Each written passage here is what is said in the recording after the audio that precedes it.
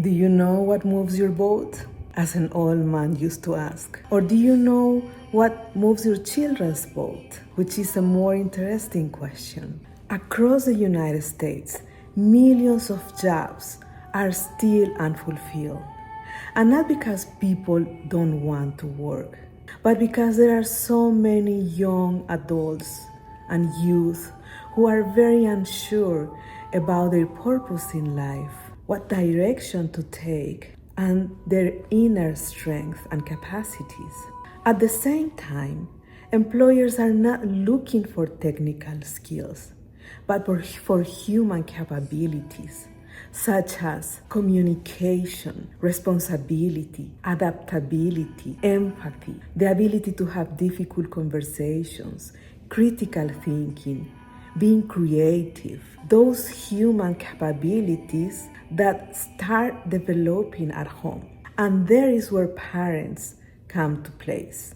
As parents, we all want our children to discover what they love to do in life. What are their purpose? What are their dreams? What gives them confidence? And what helps them build a meaningful life?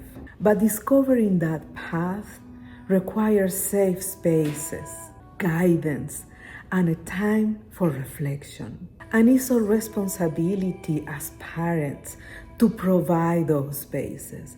And that is why Martha Root Community Building created the Workforce Development Program for parents, where you have those safe spaces like a lab, where you can learn how to connect with your children in meaningful ways, how to help them discover their inner capacities, how to make them feel motivated and have hope in life. Because everything starts with us as parents modeling what they need to learn in life. It seems overwhelming, but if we work together, if we come together, then the journey, I will not say easier, but more bearable.